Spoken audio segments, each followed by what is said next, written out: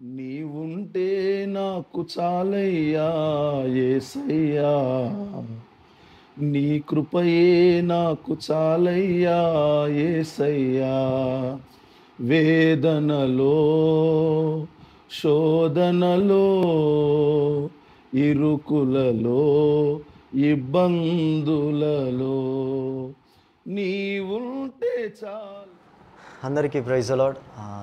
శిలయం ప్రార్థన మందిరం Jagadish ministries YouTube ఛానల్కి మిమ్మల్ని అందరినీ ఆహ్వానిస్తూ, సో ఈ యొక్క నూతన టెస్టిమనీ సిరీస్కి మిమ్మల్ని అందరినీ ఆహ్వానిస్తున్నానండి. సో ఇది మరలా మనం చాలా గ్యాప్ తర్వాత కొన్ని సేవ పరిచర్యలో ఉన్న కార్యక్రమాలు ఫినిష్ చేసుకొని మరలా ఒక సేవకుని మన మధ్యలో ఆహ్వానించినప్పుడు ఈ 8వ టెస్టిమనీ సిరీస్కి మిమ్మల్ని అందరినీ ఆహ్వానిస్తున్నానండి. మన ఆహ్వానాన్ని మన్నించి వచ్చిన దైవ సేవకుడు పాస్టర్ జాకోబ్ గారిని ఆహ్వానిస్తున్నాను. ప్రైజ్ లార్డ్ పాస్టర్ గారు. Praise Lord brother. నిజంగా చాలా సంతోషం పాస్టర్ గారు. పాస్టర్ గారు మా ఆత్మీయ తండ్రి పాస్టర్ జగదీష్ కుమార్ గారితో గడిచిన 2004 సంవత్సరం నుండి పరిచర్య వాళ్ళకి అనుబంధం ఉంది. అప్పటి నుంచి ఇప్పటి వరకు కొనసాగింపబడుతుంది దేవుని కృపను బట్టి. ఆ యొక్క వివరాలన్నీ మనం ఈ యొక్క టెస్టిమనీ సిరీస్లో తెలుసుకుందాం.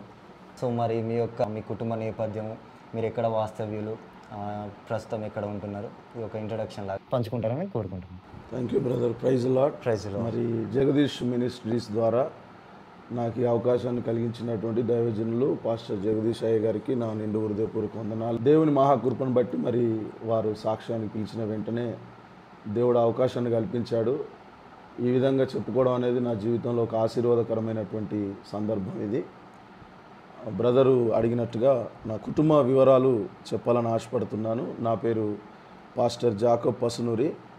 మా స్వగ్రామము వరంగల్ జిల్లా నర్సంపేట డివిజన్ రంగాపురం అనే ఒక చిన్న గ్రామము. మా ఊరి పేరు రంగాపురం. మా నాన్నగారి పేరు మొగిలి, మా అమ్మ పేరు వరమ్మ. నాకు ఒక అక్క, ఒక అన్నయ్య ఉన్నాడు. ఇప్పుడు ప్రస్తుతానికి నేను ప్రభుని నమ్ముకున్న తర్వాత, నాకు వివాహమైన తర్వాత నాకు నా భార్య, అదేవిధంగా 3 కుమార్తెలు నాకు జన్మించారు. నా భార్య పేరు అరుణ, నా చిన్న బిడ్డ, పెద్ద బిడ్డ, నటి బిడ్డ పేరు జెస్సీ, బ్లెస్సీ, నిస్సీ అని పేరు పెట్టాం. దేవుని మహాకృపను బట్టి ఈ విధంగా కుటుంబంతో కలిసి ముందుకెళ్తున్నాం. మరి మీరు యేసు ప్రభువుని నమ్ముకోకముందు ఎలా ఉండేది మీ జీవితం? ఏం చేసేవారు? అంటే ఎప్పుడు రక్షణ అనుభవంలోకి వచ్చారు? ఆ వివరాలు కొంచెం పంచుకుంటారని నమ్ముతున్నాను. తప్పకుండా బ్రదర్. దేవుని మహాకృపను బట్టి 2003వ సంవత్సరము నేను ప్రభుని సొంత రక్షకునిగా అంగీకరించాను. అంతకంటే ముందు జరిగినటువంటి కొన్ని సంఘటనలు మీకు తెలియజేయాలని ఆశపడుతున్నాను. 2000 సంవత్సరము, 2001 సంవత్సరం, 2002 సంవత్సరం, 2003 జూన్ వరకు కూడా నేను యవనస్తునిగా ఉంటూ చదువుకుంటూ ఇష్టానుసారమైనటువంటి జీవితాన్ని జీవించేవాడిని. మా గ్రామంలో కొంతమంది స్నేహితులతో కలిసి భయంకరంగా తాగుతూ, తిరుగుచూ, సినిమాలు చూస్తూ ఇష్టానుసారముగా జీవించేవాడిని. అది మట్టుకే కాదు కానీ మా గ్రామంలో ఒక కొండ ఉండేది. ఆ కొండ ఏంటంటే ఊరు మొత్తము ఏ కులాంతం సంబంధం లేకుండా గవర్నమెంట్కి సంబంధించినటువంటి ఆ కొండ కంకర కొట్టుకోవడానికి, మనుషులు అక్కడ పని చేసుకొని బతకడానికి గవర్నమెంట్ పర్మిషన్ ఇచ్చింది. దాంట్లో భాగంగా మా కుటుంబం కూడా కలిసి అక్కడికి వెళ్ళి వాళ్ళు పని చేసుకునే వాళ్ళు. మా తల్లిదండ్రులు, ఊర్లో ఉన్నటువంటి అన్ని కులాల వాళ్ళు కూడా అక్కడికి వెళ్ళేవారు. నేను స్కూలుకు పోవాలంటే కొంచెం ఇబ్బందికరంగా ఉండి నాకు నచ్చినట్టుగా జీవించేవాడిని కనుక నేను స్కూలుకు పోకపోతే మా నాన్నగారు నన్ను బలవంతంగా కొట్టుకుంటూ తీసుకుపోయి పని చేయించేవాడు. ఎర్రటెండల్లో పని చేశాను, చాలా కష్టపడ్డాను నేను కూడా చిన్నప్పుడు. అదే టైంలో విపరీతమైనటువంటి తాగుడుకు బానిస అవ్వడం ద్వారా నా మెడ చుట్టూ చిన్న చిన్న కంతుల్లాగా అయినాయి. ఆ టైంలో చాలా, ఇప్పుడే నల్లగా ఉన్నానంటే అప్పుడు ఇంకా నల్లగా ఉండేవాడిని. శారీరకంగా చాలా బలహీనం అయిపోయాను. 2003లో ఇక సిగరెట్లు తాగడము, వైన్ తాగడము, బీర్లు తాగడము, లోకల్గా అక్కడ ఏ దొరికినా సారాయి కూడా తాగేవాడిని. చాలా భయంకరమైనటువంటి జీవితం జీవిస్తూ మా గ్రామంలో ఉన్నటువంటి నీళ్ళ ట్యాంక్ మీదకి ఎక్కి నైట్ అంతా అక్కడే తాగి పైనే పడుకొని తెల్లారి ఎవరికి లేవనప్పుడు మత్తు దిగినాక కిందికి దిగేవాళ్ళం. నాతో పాటు ఇంకో సహోదరుడు ఉండేవాడు. ఈరోజు అతడు కూడా ప్రభుని నమ్ముకున్నాడు. సో 2003లో ఇట్లనే ఇదే జీవితాన్ని జీవిస్తున్నప్పుడు అప్పుడప్పుడు నా మెడ చుట్టున్నటువంటి ఆ కంతులు ఏదైతే గడ్డల్లాగా అయినాయో వాటిని చూయించుకోవడానికి కూడా మా దగ్గర డబ్బులు లేనటువంటి ఆర్థికంగా చాలా వెనుకబడినటువంటి కుటుంబం మాది. ఆ టైంలో మా అమ్మగారు జిల్లేడు పాలు తీసుకొచ్చి నా మెడ చుట్టూ పెట్టేదన్నమాట. చాలా క్రూరంగా జీవించేవాడిని. అమ్మను కొట్టేవాడిని, నాన్నను కొట్టేవాడిని, మా అక్కను కొట్టేవాడిని, మా అన్నయ్యని కూడా కొట్టేవాడిని. ఊరిలో కూడా అందరినీ కూడా భయంకరంగా వీడు వచ్చిందంటే రవిడు వచ్చిండని అనేటువంటి క్రూరంగా బ్రతికేవాడిని. స్కూల్ కని పోయి 3-4 సినిమాలు చూసి సాయంత్రం మళ్ళీ అందరితో పాటు వచ్చేవాడిని. ఇలాంటి జీవితం జీవిస్తున్నటువంటి క్రమంలో ఏం చేయాలని అర్థం కాక మా ఇంట్లో కొన్ని సమస్యలు, మా నాన్నకు కొన్ని ప్రాబ్లమ్స్ అయినాయి, మా అమ్మకు కూడా 24 గంటలు నొప్పి వచ్చేది, మా కుటుంబ పరంగా కూడా కొన్ని డిస్టర్బెన్స్ ఉండేవి, మా ఫ్యామిలీలో కొన్ని పరిస్థితులు బాగాలేకుండా ఉండేది. అప్పుడు మా అమ్మ ప్లస్ మా అక్క, మా మామయ్య, మా అన్న వీళ్ళందరూ కూడా ప్రభుని నమ్ముకొని new India Church of God అనేటువంటి సంస్థలో పాస్టర్ జేమ్స్ గారు అనేటువంటి దైవజనుడు నర్సంపేటలో పరిచర్య జరిగించేవారు. వీళ్ళందరూ కూడా అక్కడికి వెళ్ళేవారు.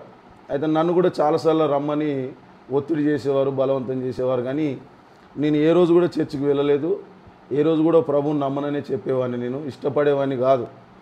ఒకరోజు కొంతమంది మొబైల్ టీం అనేటువంటి సేవకులు, ఎంఈటీ అని ఒక టీం ఉండేది, వాళ్ళు సువార్త చెప్పడానికి మా మధ్యలోనికి వచ్చారు. మరి ఇంతకుముందు మీరు ఇంటర్వ్యూ తీసుకున్నట్టుగా సాక్ష్యం చెప్పించినటువంటి పాస్టర్ నెహమ్యా గారు, ఆ నెహమ్యా గారు మా ఇంటికి వచ్చి నాకు వాక్యం చెప్తే గొడ్డలతో నరకడానికి పోయాను ఆయన దగ్గరికి. అది ఆయనే సాక్ష్యం చెబుతాడు, తర్వాత మీరు ఎప్పుడన్నా అడగచ్చు. విచిత్రం ఏంటంటే నరకడానికి పోయాను కానీ ఆయనకు దెబ్బ తగలేదు, అది మిస్ అయ్యి వేరే ప్రాంతంలో పడిపోయింది. ఈ విధంగా చాలా రోజులు అలా గడుస్తున్నాయి. నాకు నచ్చినట్టుగా నేను జీవిస్తున్నాను, లోకంలో పూర్తిగా కలిసిపోయాను. రోగం ఎక్కువైపోయింది, బాగా రౌడీజంగా బ్రతికేవాడిని. ఊరు వాళ్ళు కూడా నన్ను ఎప్పుడు కూడా వీడు చనిపోతాడు కావచ్చు, ఇంత తాగుతున్నాడు ఇంత చిన్న వయసులో అని చెప్పేసి అనేవాళ్ళు ఊరు వాళ్ళంతా. ఈ విధంగానే జరుగుతున్నటువంటి క్రమంలో ఒకరోజు నాకెందుకో శరీరంలో కొన్ని బలహీనతలు ఏర్పడి మంచాల పడుకునేటువంటి పరిస్థితి ఏర్పడింది నాకు. నేను కూడా చాలా బాధపడుతున్నాను. మా ఇంట్లో హాస్పిటల్ తీసుకుపోవడానికి కూడా కొంచెం ఇబ్బంది పడుతున్నారు నా కుటుంబం అంతా, ఆర్థికంగా వెనుకబడి ఉన్నాం కనుక. అయితే మా మామయ్య, మా అక్కనిచ్చినటువంటి మా మేనమామ ఎవరైతే ఉన్నారో ఆ మామగారు ఏమన్నారంటే, ఒకసారి చర్చికి వెళ్దాంరా, మనం చక్కగా చర్చికి వెళ్ళి కూర్చుంటే దేవుడు నీకు సహాయం చేస్తాడంటే, చాలా ఇబ్బందికరంగా చాలా కష్టతరంగా వెళ్ళడం జరిగింది చర్చికి. వెళ్ళిన తర్వాత అక్కడ పాస్టర్ జేమ్స్ గారి యొక్క సారథ్యంలో ఆ సంఘ పరిచర్యలో వారితో పాటు నేను, మా అమ్మ, మా అక్క వీళ్ళందరూ కూడా ఉన్నారు. అప్పుడు నేను అక్కడ ఉన్నటువంటి ఆ పరిస్థితులన్నీ కూడా గమనించాను. ఎందుకంటే మనం లోకంలో జీవిస్తున్నప్పుడు ఎవరు కూడా ప్రేమించరు, అందరూ స్వార్థంగానే ఉంటారు. ఇంటి పక్కలు కూర అడిగినా కూడా వేయలేనటువంటి పరిస్థితులు ఆ రోజులలో, 2003 విషయం చెబుతున్నాను.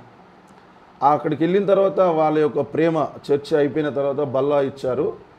చక్కగా వాళ్ళు మలయాళీస్ కనుక మంచి భోజనం పెట్టి అందరికీ ఒక్కొక్కరి దగ్గరికి వెళ్ళి చిన్న పిల్లగాడు పెద్ద పిల్లగాడు నేను చూడకుండా చాలా గౌరవంతో ప్రేమ విందును వాళ్ళు ఇచ్చారు వాళ్ళకి. నాకెందుకో నేను కొంతవరకు ఆకర్షితులయ్యాను. ఏంటి అంత విచిత్రంగా ఉంటే ఏంటి, లోకంలో వేరే ఉంటుంది కదా, ఏంటి ఇంత వ్యత్యాసంగా ఉంటే ఏంటి అని చెప్పేసి నేను ఆ వయసులో, నా చిన్న వయసులోనే కొద్దిగా ఆలోచించాను.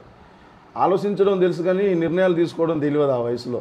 మొత్తానికైతే ఆలోచించాను, ఏదో ఒక డిఫరెంట్గానైతే ఉందనుకున్నాను.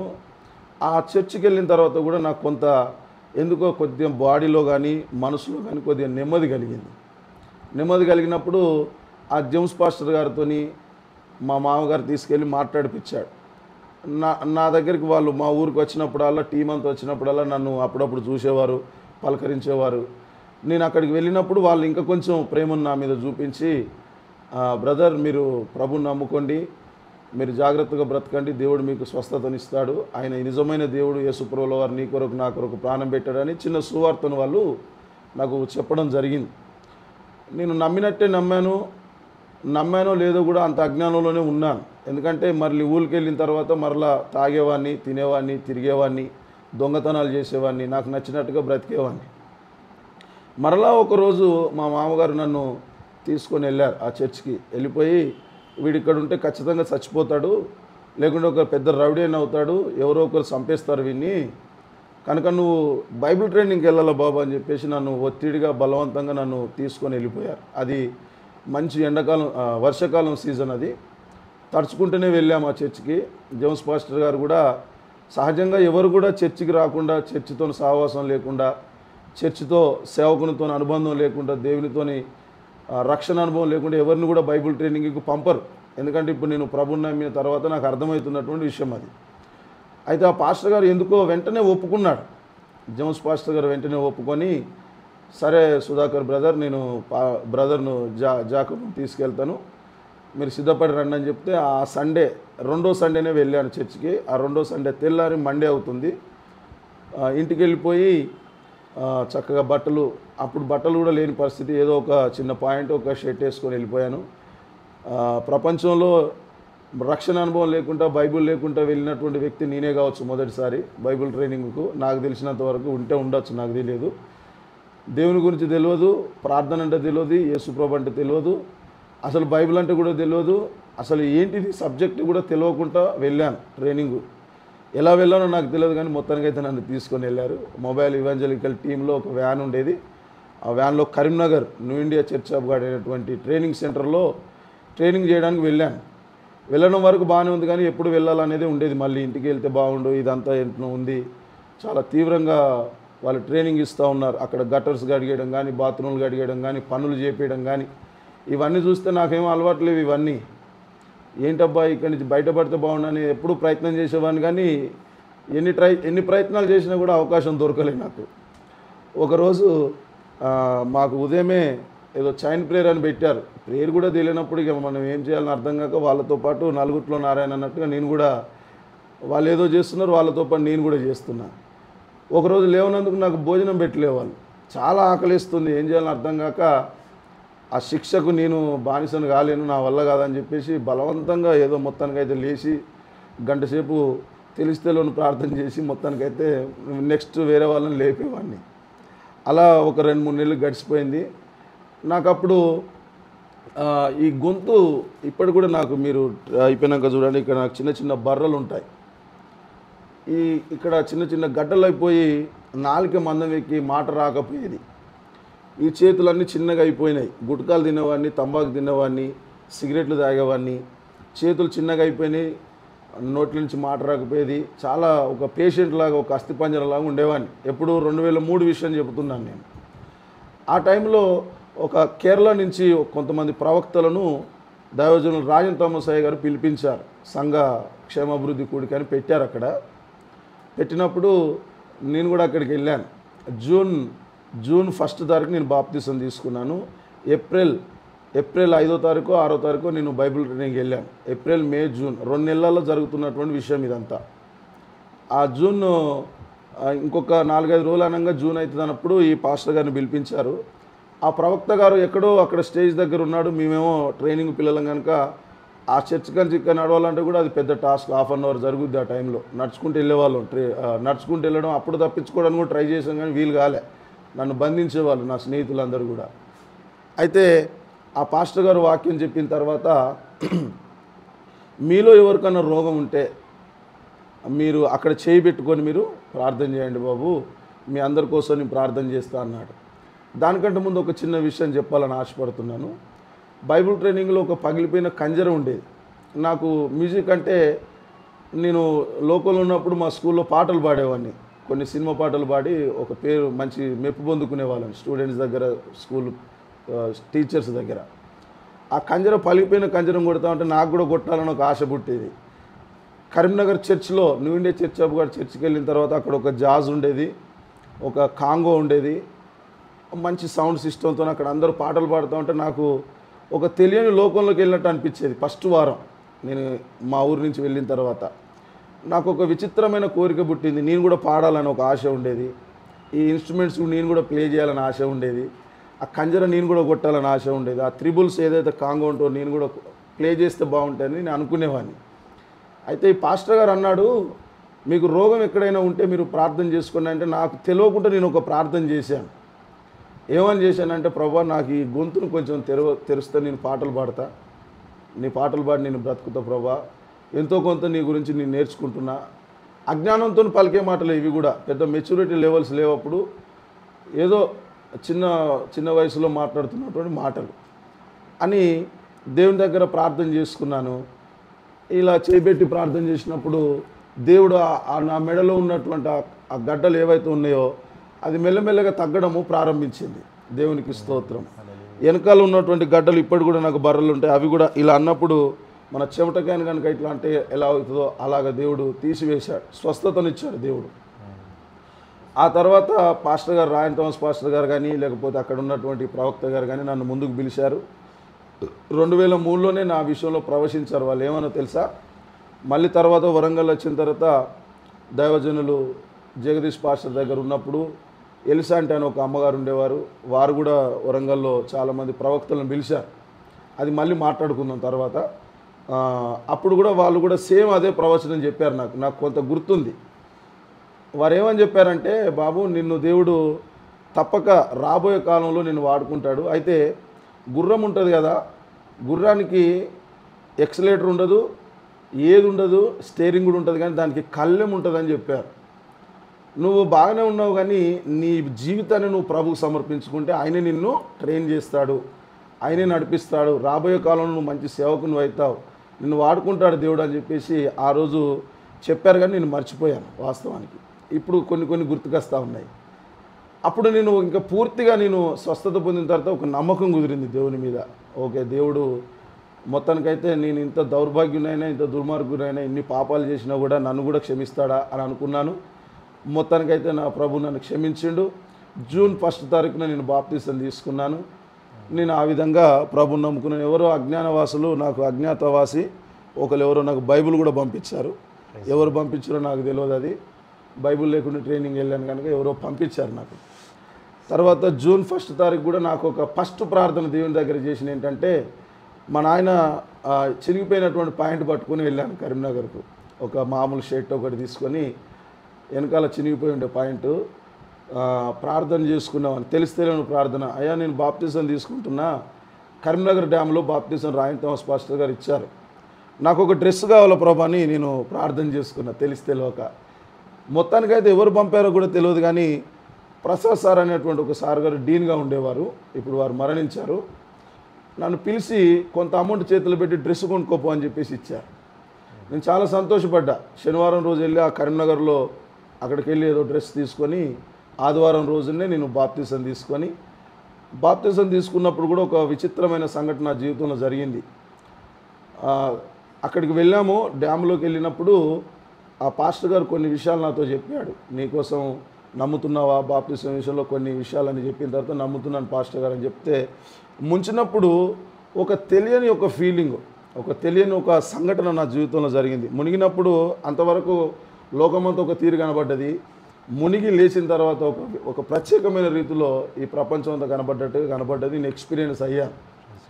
సో నేను ఈ విధంగా ప్రభుని సొంత రక్షకంగా అంగీకరించాను, దేవుని నమ్మాను, దేవుని కొరకు బ్రతుకుతున్నాను. అయితే నేను బైబిల్ ట్రైనింగ్కి వెళ్ళిన తర్వాత నా స్నేహితులు చూసి నన్ను ఎగతాళి చేసేవారు. ఎందుకంటే ఎవ్రీడే చాపల్ సర్వీస్ అని చెప్పేసి ఉదయకాలము ఒకరు పాటలు పాడాలి, ఒకరు వాక్యం చెప్పాలి, ఒకరు ఆరాధన చేయాలి. దాంట్లో దాదాపు 24 మంది 34 మంది ఎక్కువనే ఉండేవాళ్ళు. వస్తూ తగ్గిపోయారు. లాస్ట్కి ఒక 10 మందో 12 మందో మిగిలాం. నా టైం వచ్చినప్పుడు నేను పోయి బాత్రూంలో కూర్చునేవాడిని. ఎందుకంటే మరి మనకు చదవరాదు, పాడరాదు, మాట్లాడరాదు. మేనేజ్ చేసుడు బాగా అలవాటు అయిపోయింది, చిన్నప్పటి నుంచి అలవాటు అయిపోయింది వాస్తవానికి. ఆ బాత్రూంలో పోయి కూర్చునేవాడిని. మళ్ళీ కరెక్ట్ టైం అయిపోయినాక వచ్చినప్పుడు ఏమైందంటే నాకు ప్రాబ్లం అయిందంటే సరే ఎవరో ఒకరు అట్లా ఒక 2-3 నెలలు మేనేజ్ చేశారు వాళ్ళు. అది ఎప్పుడైతే నేను బాప్తిజం తీసుకున్నానో, ఎప్పుడైతే నేను యేసుప్రభుని సొంత రక్షకునిగా అంగీకరించానో, మెల్లమెల్లగా బైబిల్ చదవడం ప్రారంభించాను. స్వరం రాకపోయేది అంతకంటే ముందు. బాప్తిజం తీసుకున్న తర్వాత మెల్లమెల్లగా పాటలు పాడడం ప్రారంభించాను. చర్చికి వెళ్ళినప్పుడు కూడా ఆశ పుట్టేది, నేను కూడా ఆ స్టేజ్ మీదకి ఎక్కి పాట పాడాలని, జాస్ ప్లే చేయాలని, త్రిబుల్స్ కొట్టాలని చెప్పేసి ఆశ ఉండేది. చాలా రోజుల తర్వాత జరిగినటువంటి అద్భుతం ఏంటంటే, ఎక్కడైతే నాకు ఆశ కలిగిందో అదే బైబుల్ ట్రైనింగ్ సెంటర్లో నన్ను ఒక మంచి సింగర్గా దేవుడు తయారు చేసుకున్నాడు ఆయన కోసం పాడడానికి. తర్వాత ఏ చర్చిలో అయితే ఆశపడ్డానో అదే చర్చిలో దాదాపు ఒక సంవత్సరంన్నర వరకు వర్షిప్ లీడర్గా దేవుడు అక్కడ నిలబెట్టుకున్నాడు. అంత పెద్ద చర్చిలో నేను వెళ్ళడమే ఎక్కువ. ఆ చర్చిలోనే ఆ యూత్ మధ్యలో కానీ సండే స్కూల్స్ టీచింగ్ కూడా చేయడానికి దేవుడు కృప చూపించారు. అదే చర్చిలో ఒక సంవత్సరంన్నర వర్షిప్ లీడర్గా, మెయిన్ వర్షిప్ లీడర్గా దేవుడు అక్కడ నిలబెట్టుకున్నాడు. అక్కడే జాజ్ నేర్చుకున్నాను, అక్కడే తబలా కాంగో నేర్చుకున్నాను, అక్కడే కంజర కూడా నేర్చుకున్నాను, అక్కడే పాటలు పాడడం కూడా నేర్చుకున్నాను, వర్షిప్ ఎలా చేయాలో కూడా అక్కడే నేర్చుకున్నాను. దేవుడు ఆ విధంగా నాకు సహాయం చేసి ముందుకు నడిపించాడు. అందుని బట్టి నేను దేవునికి వందనాలు తెలియజేస్తున్నాను. Thank you. మరి అదేవిధంగా ఇప్పుడు మరి ట్రైనింగ్ అయిపోయింది, మీరు వచ్చారు కరీంనగర్కి. మరి ఆ ట్రైనింగ్ అలానే కంటిన్యూ చేశారా మరలా, లేకుంటే అక్కడ నుంచి ఆ ట్రైనింగ్ కంప్లీట్ అయ్యాక మీరు ఏ ప్రాంతంకి వెళ్ళబడ్డారు, లేకుంటే కరీంనగర్లోనే పరిచర్య విధంగా సేవలో నడిపించబడ్డారా? తదిన విషయాలు కొన్ని పంచుకుంటారని నమ్ముతున్నాను. తప్పకుండా బ్రదర్.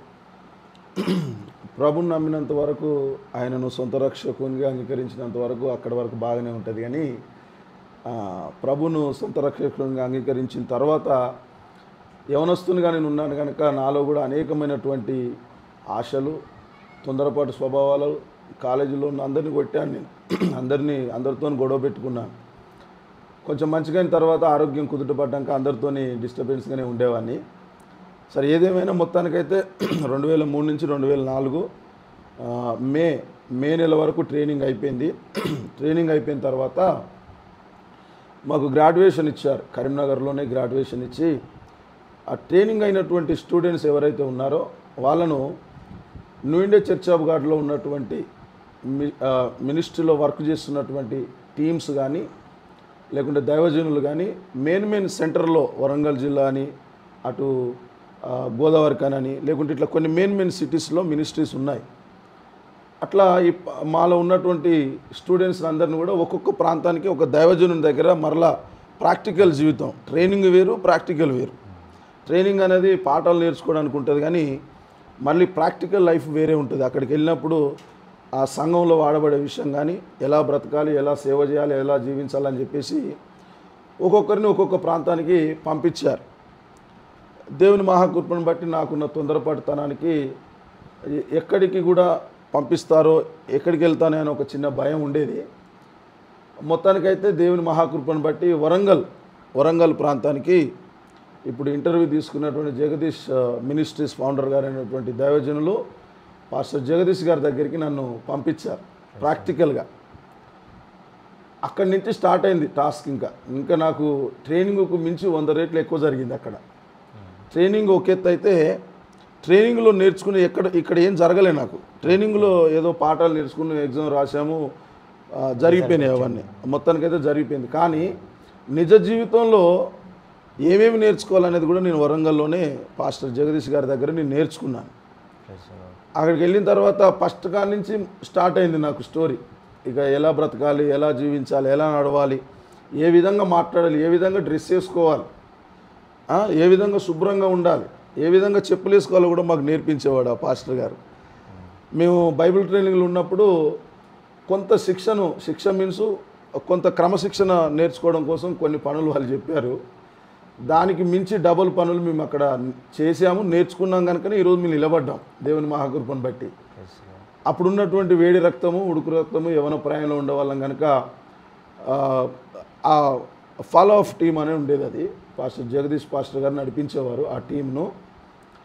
దాంట్లో కూడా వేరే ఒక పాస్టర్ గారు, సతీష్ పాస్టర్ గారు అని ఉండేవారు, పాస్టర్ ఐజక్ పాస్టర్ గారు అని ఉండేవారు, నేను అదేవిధంగా పాస్టర్ గారు కూడా మాతో పాటే వేరే ఒక రూమ్లో ఉండేవారు. వాళ్ళు ప్రతిరోజు మాకు ఉన్నటువంటి ఏంటిది మన ఆ ప్రాక్టికల్కి వెళ్ళిన తర్వాత ప్రతిరోజు మాకు ఇచ్చేటువంటి డ్యూటీస్ కానీ, ఆ టాస్కులు కానీ, ఒకరోజు దినచర్యలో ఏమేమి చేయాలనేది కూడా ముందే ప్రోగ్రామ్ మాకు ప్రిపేర్ అయి ఉండేది.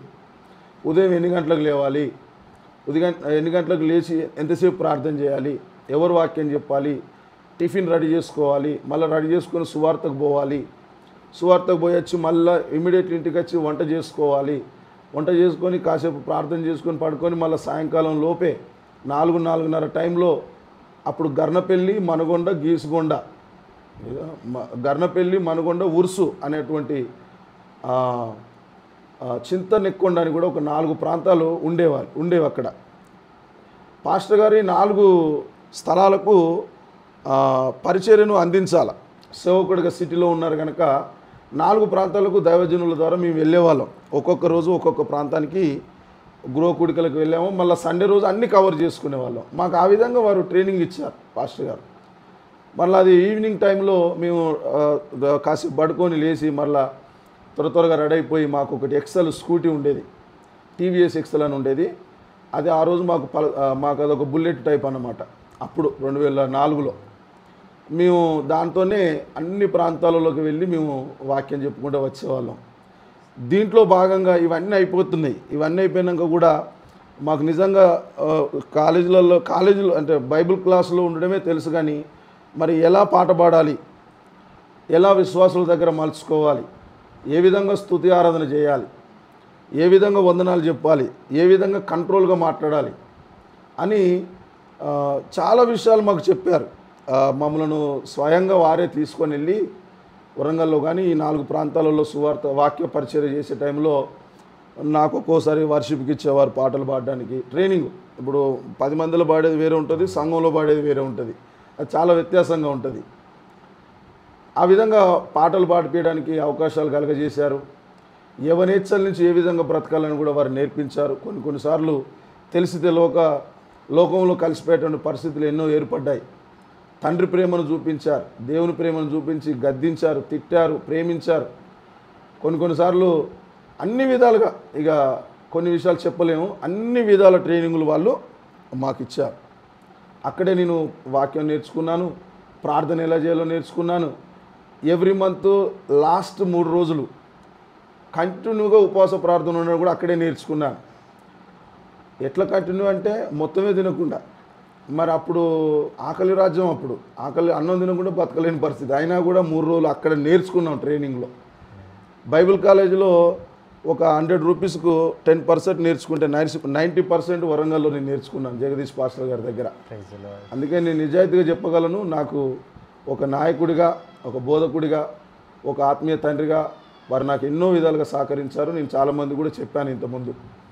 తర్వాత ఈ వర్షిప్ అయిపోయిన తర్వాత మరలా వాక్యం ఎలా చెప్పాలి, వాక్యం చెప్పేంత వరకు అందరితో పాటు బాగానే మాట్లాడేటోడు. ఇంటికి వెళ్ళిన తర్వాత మళ్ళీ ఇలా చెప్పాలి, అలా చెప్పాలని కొన్ని విషయాలు చెప్పేవారు, నేర్చుకునేవాళ్ళం.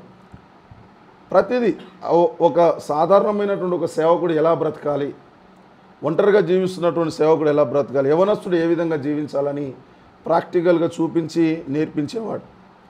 ఈ రోజులలో ఉన్నటువంటి సేవకులు స్టూడెంట్స్ని ఒక దగ్గర పెట్టి వేరే దగ్గర బ్రతికితారు, ఒక సంస్థలో జరుగుతున్నటువంటి సంఘటన. కానీ వారు మాతో పాటే ఉండేవారు, మాతో పాటే తినేవారు, మేము ఏది తీసుకపోతే అది తినేవారు. ఎలా చేయాలో, ఎలా పొదుపు చేయాలో, మేము వచ్చే కానుకలను కూడా, చిల్లర పైసలు కూడా అక్కడ పొదుపు చేసేవాడు పాస్టర్ గారు. చాలా విషయాలు అవి ఒక్కొక్కటి గుర్తుకొస్తూ ఉంటే చాలా సంతోషం అనిపిస్తూ ఉంది. తర్వాత ట్రైనింగ్ విషయంలో కూడా సువార్త చెప్పడం తెలియదు మాకు. మమ్మల్ని ఏం చేసేవారంటే, ఖచ్చితంగా మీరు 9:30కో 9కో మీరు వెళ్ళి ఆ శివనగర్ ఏరియా మొత్తం సువార్త చేయించేవాళ్ళు మాతో. మేము బిక్కు అంటే ఎవడు కొడతాడో ఏం చేస్తాడో అని భయం పడుకుంటూనే పోయి మొత్తానికైతే శివనగర్ మొత్తం సువార్త చేసినాం. దేవునికి స్తోత్రం. మమ్మల్ని అన్నం తినే చేతును ఒకడు కొట్టాడు, ఆటో డ్రైవర్ ఒకడు కొట్టాడు. ఇవన్నీ కూడా ట్రైనింగ్లో భాగమే. ఒక ధైర్యంగా సువార్త ఎలా చెప్పాలి. సండే రోజు వచ్చేవరకే మీరు ఏం చేశారు, మీరు సువార్త చేశారు కదా, మరి ఆత్మ లేవని అడిగేవారు. అందరేమో చర్చిలో కూర్చుంటే మేము బైబిల్ పట్టుకొని ఉరికేది ఎవరన్నా తీసుకొద్దామని. నేను సతీష్ అన్న అనేటైనా కొంతమంది వచ్చి ఉండొచ్చు చర్చికి, మాకు కూడా తెలియదు. అప్పుడు ఆకతాయితనం, యవనస్తులం, అంత ఆలోచన లేదు కనుక ఇవి గుర్తున్న వరకు నేను చెప్తున్నాను. చాలా విషయాలు ఇంకా ఉన్నాయి. ఈ విధంగా ఆ కరీంనగర్ ట్రైనింగ్ అయిపోయిన తర్వాత వరంగల్కి వెళ్ళి చాలా విషయాలు, సంఘంలో ఏ విధంగా వాక్యం చెప్పాలి, సంఘంతో ఎలాగ అనుసంధానం కలిగి ఉండాలి, వాక్యం ఎలా బోధించాలి, పాటలు ఎలా బోధించాలి, ప్రతి విషయం అక్కడ నేను నేర్చుకున్నాను. మరి దీనికి ఎంతో సహకరించారు పాస్టర్ గారు. నేను ఏంటంటే ఒక 100 మందితో సమానం అన్నట్టు, నేను అంత మూర్ఖంగా జీవించేవాడిని. నన్ను భరించాడు అయ్యగారు. వాస్తవానికి నేను ఒకవేళ వేరే ప్రాంతానికి వెళ్ళేది ఉంటే ఈరోజు నేను ప్రభుని వదిలేసేవాడిని, లోకంలో కలిసిపోయేవాడిని. మామూలుగా ఎవరన్నా నాకు కూడా ఒక అలవాటు ఏంటంటే, ఎవరో మనకు తెలిసిన వాళ్ళు ఒక చిన్న పొరపాట్లు చేస్తే నవ్వుకుంటునో ప్రేమించుకుంటునో చెప్తాం.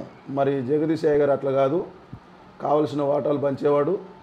ఎంత ప్రేమించాలో అంత ప్రేమిస్తాడు, ఎంత తిట్టాలో అంత తిడతాడు, ఎంత గద్దించాలో అంత గద్దిస్తాడు. సామెతల గ్రంథంలో ఉన్నట్టు కుమారులు సెట్ అవ్వాలంటే బెత్తం వాడాలి. మమ్మల్ని ఒక బెత్తం ఒకటే వాడలేదు తప్ప మిగతా అన్నీ వాడాడు. అలా వాడారు కనుకనే మేము ఈరోజు ఈ విధంగా నిలబడ్డాం, ట్రైనింగ్లో ఉన్నాం. మాకు భయం వేసేది, అయ్యగారిని చూస్తే మాకు వణుకు పుట్టేది. ఇప్పుడు ఇంత డేర్గా ముంగట కూర్చొని మాట్లాడుతున్నాం, కానీ జగదీష్ పాస్టర్ అంటే మాకు తడిసిపోయేది. అంత అంత ట్రైనింగ్ ఇచ్చాడు కనుక మేము ఈరోజు ఇట్లా ఉన్నామండి. ఇది రియలు, ఇది నిజము, యథార్థమైన సంఘటన, దేవుడు చేసిన కార్యం నా జీవితంలో. నమ్మడం ఒక ఎత్తు, ట్రైనింగ్ తీసుకోవడం ఒక ఎత్తు. ఈరోజు నిలబడ్డానంటే ఆ రోజు నేను చేసుకున్నటువంటి ఫౌండేషన్ ఏదైతే ఉందో ఆ పునాదే నన్ను ఈరోజు నిలబెట్టి దేవుని సన్నిధిలో ముందుకు నడిపిస్తుంది. ఈ వీడియో షూట్ సందర్భంగా మరి దైవజనులు జగదీష్ అయ్య గారికి నా మనస్ఫూర్తిగా వందనాలు. ఈరోజు నేను ఉన్నానంటే దేవుడి తర్వాత మరి ఆ ఫాలో అప్ టీంలో జాయిన్ చేయించుకొని నన్ను నిలబెట్టారు. చాలా ధన్యులు. దుఃఖం వస్తుంది కొన్ని విషయాలు, ఒకవేళ నాడికి వెళ్ళకపోతే నా బ్రతికి ఎలా ఉండేదో అని అనిపిస్తుంది. నాతో పాటు ఉన్నటువంటి స్టూడెంట్స్ ఎవరూ లేరు, ఒక 4 మిగిలిపోయారు, వేరే వేరే ప్రాంతాలకు ప్రాక్టికల్ వెళ్ళేవారు. దాంట్లో నేను ఒక ప్రధానంగా ఉన్నాను, సిటీలో ఉండి పరిచర్య చేస్తున్నాను. నేను చాలా ఆనంద సమయంలో ఉన్నాను, చాలా సంతోషం. వారికి ప్రత్యేకమైన వందనాలు. కరీంనగర్లో ట్రైనింగ్లో ఉన్నప్పుడు కూడా మాతో పాటు ఉన్నటువంటి స్నేహితులు కానీ కొంతమంది టీచర్స్ కానీ ఈ బాబు ఎక్కువ రోజులు ఉండడు ఇక్కడ, తొందరలోనే వెళ్ళిపోతాడు, అందరు వెళ్ళిపోయారన్నమాట. గోడలు దునికి సబ్బులు కొనుక్కొచ్చుకుంటా అని చెప్పేసి వెళ్ళడం, వాళ్ళు అట్నుంచి అంటే ఇంకా మాయమైపోయారు. నన్ను కూడా అలానే అనుకున్నారు. నేను కూడా వెళ్ళాను, ఎందుకు వచ్చానో తెలియదు, ఎందుకు పోయానో తెలియదు, మొత్తానికి అయితే వెళ్ళడం జరిగింది. మళ్ళీ నేను ఒంటరిగానే వెళ్ళాను, ఒంటరిగానే వచ్చాను బైబిల్ క్లాసులకి. అయితే ఇవరిదాకా మనం మాట్లాడుకున్నటువంటి దైవజనులు జగదీష్ గారు కూడా నేను అక్కడ ట్రైనింగ్లో ఉన్నప్పుడు వారు కూడా ఒక సబ్జెక్టు, నాకు అది గుర్తు రావట్లేదు కానీ ఒక మంచి అద్భుతమైనటువంటి శిష్యరికమో లేకుంటే సేవకులదో ఏదో, మొత్తానికైతే వారు ప్రసంగ శాస్త్రం, ప్రసంగ శాస్త్రాన్ని వారు మాకు బోధించారు. బోధించే విషయంలో కూడా సీరియస్గానే చెప్పేవారు. వాస్తవానికి మాకు భయంగానే వినేవాళ్ళం. అక్కడ కూడా అదే పరిస్థితి, ఎక్కడ కూడా అదే పరిస్థితి. మళ్ళీ తర్వాత మరలా ఆ దైవజనుని దగ్గరికి నన్ను దేవుడు పంపించిన తర్వాత మరి అక్కడైతే ఎవరైతే స్టూడెంట్స్ వీడు ఉండడని చెప్పి అన్నారో, ఈ ఫాలో అప్ టీంకి వచ్చిన తర్వాత కూడా నన్ను కొంతమంది సహోదరులు, పాస్టర్ ఐజక్ పాస్టర్ గారు, పాస్టర్ సతీష్ గారు, సహోదరుడు ప్రవీణ్, నేను 4 ఉండేవాళ్ళం. వీళ్ళు కూడా ఈయన ఉండలే, ఈయనతో కాదులే అని చెప్పేసి నన్ను చాలాసార్లు నన్ను అన్నారు. అయితే అన్నారంటే మరి నేను మంచి పనులు చేస్తే అన్నారు కదా, నేను చేసిన పనులను బట్టి వాళ్ళు అన్నారు నన్ను. నాకున్నటువంటి తొందరపాటు, నాకున్న మూర్ఖ స్వభావము, నాకున్నటువంటి కోపము, ఇవన్నీ చూసి వాళ్ళు ఏమన్నారంటే ఈ బాబు ఉండడు, తొందరగానే వెళ్ళిపోతాడని చెప్పారు. ఒకరోజు నేను సతీష్ పాస్టరు మనకొండ ప్రాంతంలో వాక్యం చెప్పడానికి వెళ్ళినప్పుడు నేను చెప్పాల్సిన వాక్యం ఆ రోజు ఆయన చెప్పాడు. మాకు అప్పుడే చిన్న గొడవ అయింది. ఏ గొడవ, మొత్తానికైతే గొడవ అయింది, చిన్న గిన్నెలు ఏదో మొత్తానికైతే జరిగింది. బ్యాచిలర్స్ ఉండేవాళ్ళం కనుక చిన్న చిన్న డిస్కషన్స్ జరుగుతూనే ఉంటాయి. మనగొండకి వెళ్ళిన తర్వాత ఆయన వాక్యం చెప్పిన తర్వాత అమాయకత్వం, అసలు మాట్లాడేదే దేవుడు మనతో, వాక్యం మాట్లాడుతున్నదంటే నాతో మాట్లాడుతున్నాడనే ధైర్యం మనకు ఉండలే. నువ్వు నా గురించి ఎందుకు మాట్లాడుతున్నావు అని చెప్పి ఆయనతో ఆర్గ్యుమెంట్ చేశాను. నా గురించి మాట్లాడానంటే మాట్లాడానని చెప్తే కొట్టాను ఆయన. నాకు ఇంకా గుర్తున్నాయి, ఆ విషయాలన్నీ గుర్తున్నాయి. ఇప్పటికీ నేను చాలా బాధపడుతున్నాను. ఆయనను అక్కడ ఆ రోడ్డు మీద ఆపి కొట్టాను ఆయనను. అంత మూర్ఖంగా ఉండేవాడిని ప్రభుని నమ్మిన తర్వాత కూడా. పాపం ఆయన కూడా వచ్చి బాగా హైలైట్ చేయకుండా సైలెంట్గా ఆయన ఓపికతో ఉండేవాడు. సతీష్ అన్న కూడా బాగా ఓపికతో ఉండేవాడు, ప్రేమ కలిగి ఉండేవాడు. అయ్యగారి దగ్గరికి వెళ్ళి మరి ఏదో మాట్లాడుకునే వాళ్ళు, మొత్తానికైతే కాంప్రమైజ్ అయ్యేవాళ్ళు, మళ్ళీ కలిసి పరిచర్య చేసేవాళ్ళు. ఐజక్ అన్న కూడా అదే పరిస్థితి, ఉండలే చేయలే అని అనేవాళ్ళు. భరించారు వీరు నన్ను. నిజంగా చెప్పాలంటే ప్రవీణ్ భరించాడు, ఐజక్ అన్న భరించాడు, సతీష్ అన్న భరించాడు, అందరికంటే ఎక్కువ జగదీష్ అయ్య గారు కూడా భరించారు నన్ను. వాళ్ళు భరించడం ద్వారానే ఈరోజు నేను భారంతో పరిచర్య చేయగలుగుతున్నాను. ఇదంతా దేవునికి మహిమ. చాలా విషయాలు జరిగినాయి, నాకు అవి గుర్తుకు రావట్లేదు. కొన్నిసార్లు నేను అక్కడ ఉన్నటువంటి నన్ను బంధించినట్టుగా అనిపించేది, బయటికి పోకుండా చేసేది. ఎక్కువ ప్రార్థన అనేవాళ్ళు, ఎక్కువ ఉపవాసం అనేవాళ్ళు. ఈ టార్చర్ను భరించలేక తప్పించుకొని పోదామని కూడా ట్రై చేశాను. వరంగల్లో కూడా ఒకసారి ట్రై చేస్తే ఆ సంఘటనలు నాకు గుర్తు రావట్లేదు, కానీ నేను వెళ్ళినట్టుగా కొంచెం ఆనవాళ్ళు గుర్తుకొస్తున్నాయి. వాళ్ళు నన్ను మళ్ళీ తీసుకొని వచ్చారు. ఒకరోజు జగదీష్ పాస్టర్తోనే ఆ స్కూటీ మీద వెళ్తుంటే అటు ఎంజిఎం పోయే రూట్లో నేను చాలా డిస్టర్బెన్స్గా అయ్యి కోపంగా ఉండేవాడిని, అందరితో లొల్లి పెట్టుకునేవాడిని. ఏంది నీ పరిస్థితి ఏంది జాకోబ్ అని అడిగినప్పుడు నేను నా బాధలను చెప్పుకున్నప్పుడు మళ్ళీ తండ్రి ప్రేమను చూపించి మళ్ళా కలుపుకొని మళ్ళా కలిసి పరిచయం చేయడానికి అవకాశాలు కలిగించారు. సో వరంగల్లో కూడా చక్కగా నిలబడి అన్ని విషయాలలో నేర్చుకోవడానికి, ట్రైనింగ్ చేసుకోవడానికి దేవుడు నా జీవితంలో కృప చూపించాడు. Thank you. చాలా సంతోషం పాస్టర్ గారు. నిజంగా మీ యొక్క అనుభవం ట్రైనింగ్లో ఏదైతే మీరు చెప్తున్నారో సాక్ష్యంలో 10%, కానీ అనుభవపూర్వకంగా ప్రాక్టికల్గా వరంగల్ పంపించబడి మరి దైవజనులు పాస్టర్ జగదీష్ కుమార్ గారి అండర్లో మీరు ఉన్నప్పుడు మరి చాలా విషయాలు నేర్చుకొని మరి అన్ని విషయాల్లో గొప్పగా భరించుకుంటూ మరి నేర్చుకుంటూ ఇప్పటి వరకు ఆ ఫౌండేషన్ ఇప్పుడు మిమ్మల్ని నిలబెట్టిందన్న విషయాన్ని బట్టి దేవుని ఎంతగానో మహిమపరుస్తున్నాను. మరి ఆ తర్వాత మరి ట్రైనింగ్ పీరియడ్ అక్కడ వరంగల్ అయిపోయాక ఎక్కడికి వెళ్ళబడ్డారు, ఎక్కడికి పంపించబడ్డారు పరిచర్య నిమిత్తం? తర్వాత మీ వివాహ విషయం కూడా మాతో పంచుకుంటారని నమ్ముతున్నాను. అలాగే ప్రస్తుతం ఎక్కడ పరిచర్య చేస్తున్నారు, ఎలా నడుస్తుంది పంచుకుంటారని కోరుకుంటున్నాను. తప్పకుండా బ్రదర్. 2004 నుంచి 2006 వరకు అక్కడే పాస్టర్ గారి దగ్గరనే ఒక శిష్యునిగా, ఒక సేవకునిగా అక్కడే ఉంటూ పరిచర్యలో భాగస్వామ్యం కలిగి వారితో పాటు సహకారంగా ఉన్నాను. అన్ని విధాలుగా నేను నిలబడడానికి దేవుడు సహాయం చేసిన తర్వాత 2006లో మరలా వారే జగదీష్ పాస్టర్ గారే మళ్ళీ సేవకులతో మాట్లాడి కరీంనగర్ పంపించారు. నేను మళ్ళీ 2006 నుంచి 2007 మళ్ళీ ఒక సంవత్సరం ట్రైనింగ్ చేశాను. నాకు కావాల్సుకొని నేను ట్రైనింగ్ చేశాను, ఎందుకంటే నేను నేర్చుకోవాలి ఇంకా కొన్ని అని. నేను కావాల్సుకొని మళ్ళీ ఒక 1 year కరీంనగర్లోనే అప్పుడు ఆ కాలేజ్ అనేది షిఫ్ట్ చేశారు. చర్చిలోనికే దాన్ని మార్చిన తర్వాత నేను చర్చిలోనే వండుకుంటూ ఇటు ట్రైనింగ్ చేసుకుంటూ ఇక్కడి నుంచి గర్నపల్లికి కూడా వాక్యం చెప్పడానికి నన్ను కొన్ని నెలలు పంపించారు. రాయన్ థామస్ పాస్టర్ గారు, గర్నపల్లి అంటే పాస్టర్ గారి తరపున అప్పుడు జరిగించిన పరిచర్య ప్రాంతానికి నేను కొంచెం ఎదుగుతున్న కొలది వాళ్ళు నన్ను ఇక్కడి నుంచి కరీంనగర్ నుంచి వరంగల్ జిల్లాకు గర్నపల్లి అనేటువంటి ప్రాంతంలోనికి వాక్యం చెప్పడానికి కొన్ని నెలలు వచ్చాను. ఇటు ట్రైనింగ్ చేసుకుంటూ అక్కడ స్థానిక పాస్టర్ దానియల్ పాస్టర్ గారితో కానీ ఆ చర్చిలో కానీ వాడబడడానికి మరలా కొంతవరకు ఇంకొక స్టెప్ ముందుకేయడానికి అక్కడ సహాయం పడింది నాకు.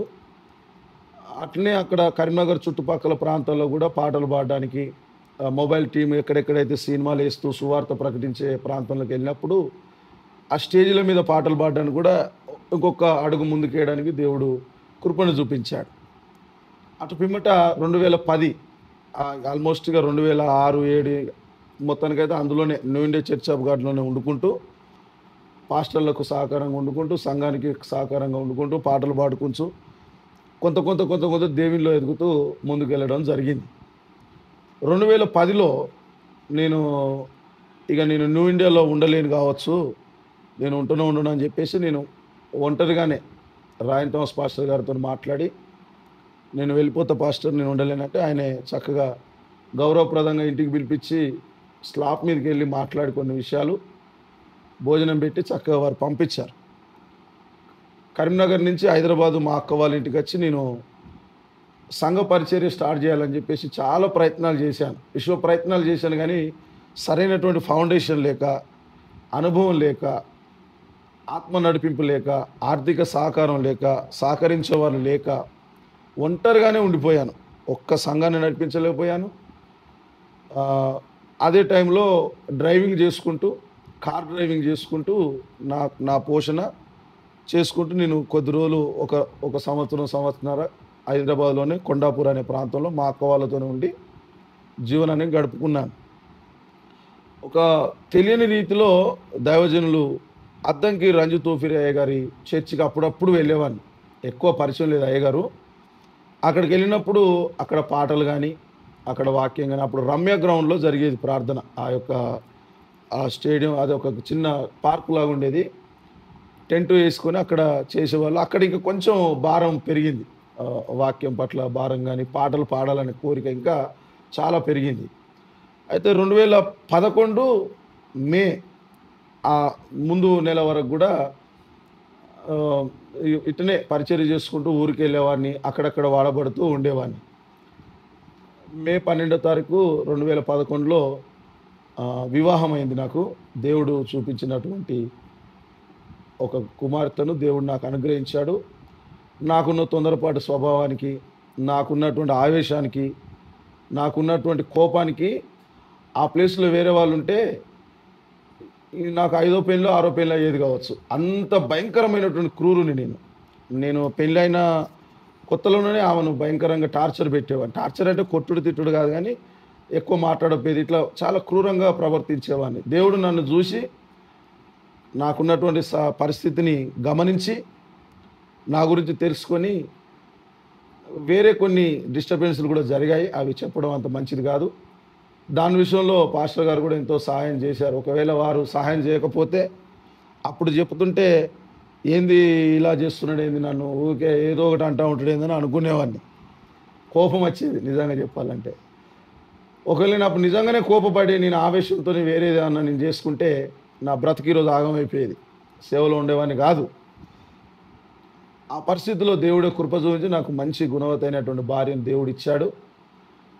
పరిపూర్ణంగా నాకు సహకరిస్తుంది. మేము కూడా కలిసి ప్రభు సన్నిధిలో ముందుకెళ్తున్నాం. అయితే 2011లో పెళ్ళైన తర్వాత 2012లో New India Church of God అనేటువంటి సంస్థలో నేను ట్రైనింగ్ చేశాను కనుక, నేను అక్కడనే బాగుపడ్డాను కనుక, నా తల్లి సంఘం కూడా అదే కనుక, నేను అందులోనే సెట్ అయ్యాను కనుక, నేను ఏం చేశానంటే ఆత్మ ప్రేరేపణ కలిగి నేను కూడా పరిచర్య ప్రారంభిస్తా. వివాహమైంది, పిల్లలు పుడుతున్నారు. ఒక పాప పుట్టింది అప్పటికే 2012లో.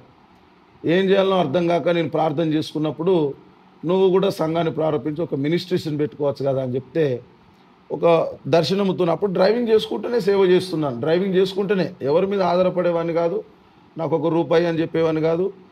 16 గంటలు డ్రైవింగ్ చేసి కూడా నా కుటుంబాన్ని పోషించుకున్నాను. రైట్ నా ఈరోజు కూడా నేను డ్యూటీ చేసుకుంటూ నా కుటుంబాన్ని సాదుకుంటా. ఇటు సేవ చేస్తా, నా కుటుంబాన్ని సాదుకుంటాను. అయితే న్యూ ఇండియా చర్చ్ ఆఫ్ గాడ్లో ట్రైనింగ్ తీసుకున్నాను కనుక, ఆ సెంటిమెంట్తోని, ఆ కృతజ్ఞత భావంతో చర్చ్ ఆఫ్ గాడ్ అని పెట్టుకొని ముందు న్యూ ఇండియా తీసేసి బ్లెస్సెడ్ అని పెట్టేసుకున్నా.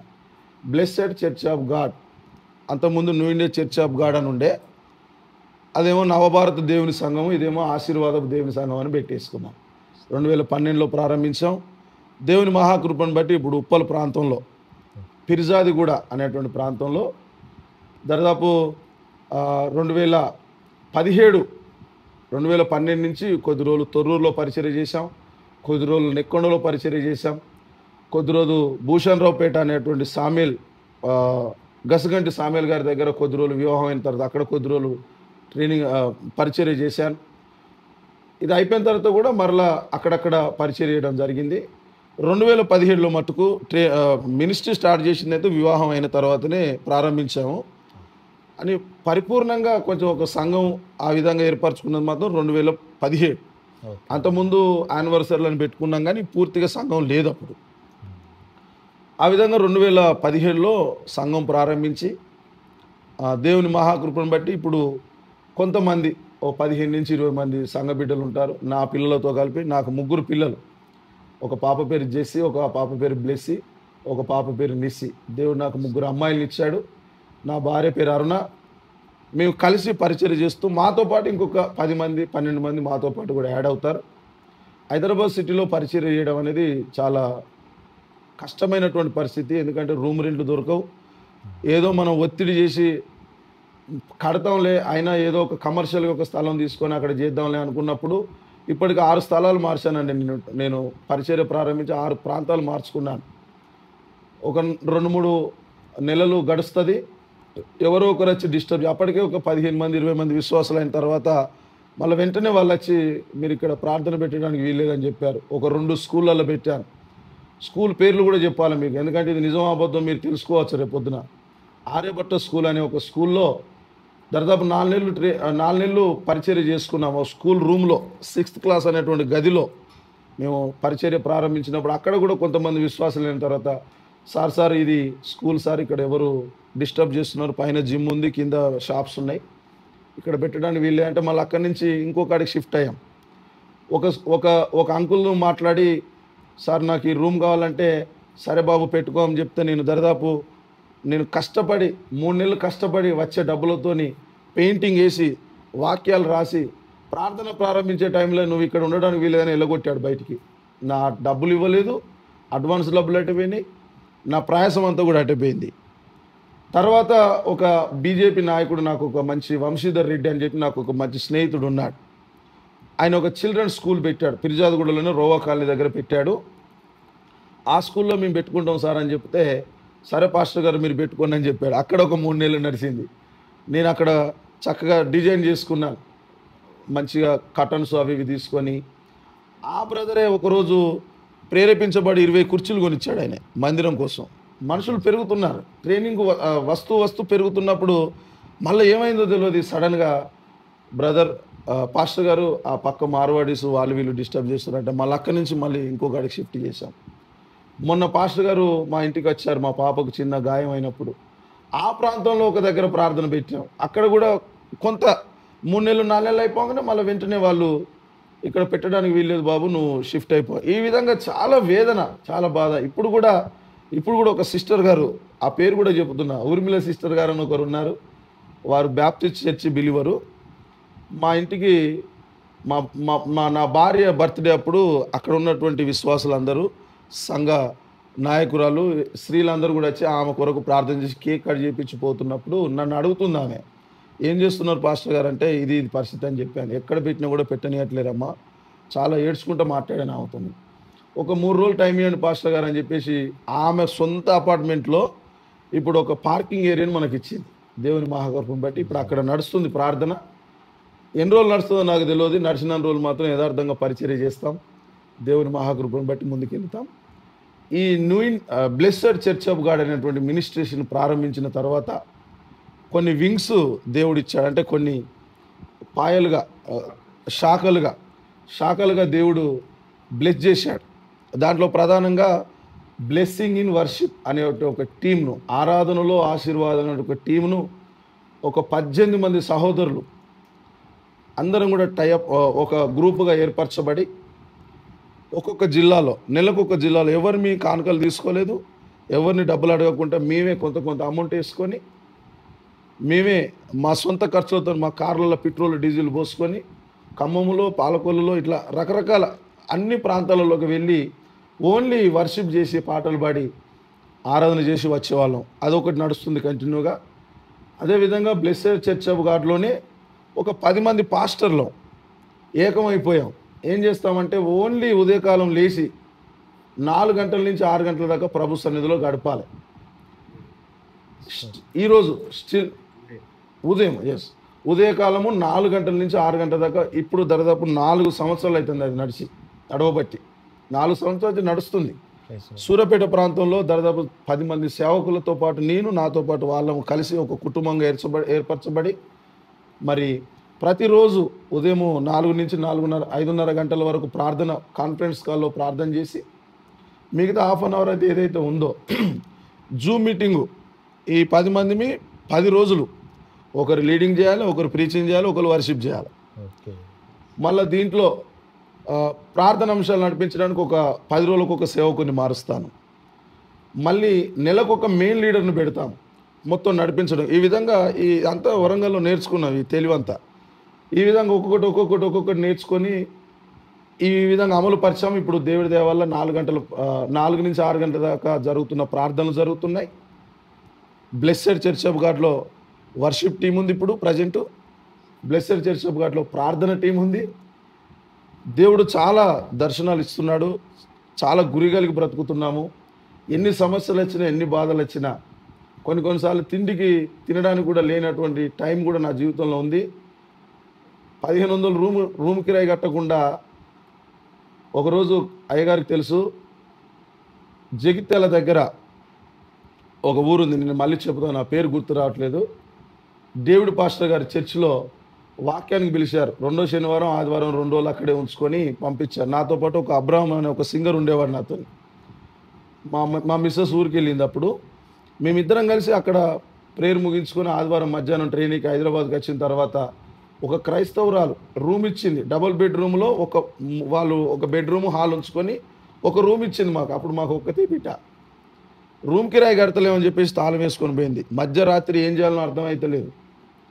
పోయి కాలు మొక్కి తీసుకొచ్చుకున్న తాళం. అమ్మా నేను కడతామ్మా, కొంచెం టైం అని చెప్తే ఆమె చాలా తిట్టుకుంటే తాళం ఇచ్చింది.